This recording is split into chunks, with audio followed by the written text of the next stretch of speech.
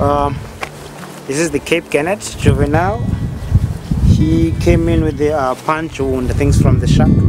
So he's been with us for 3 weeks. Today we're gonna let him go. He's ready to be released.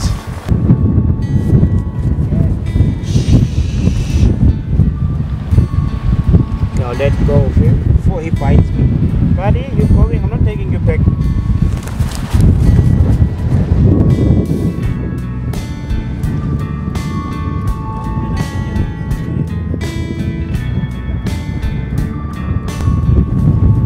At last, he's gone. So I'm free and I'm happy now. So you can still see him is flying there.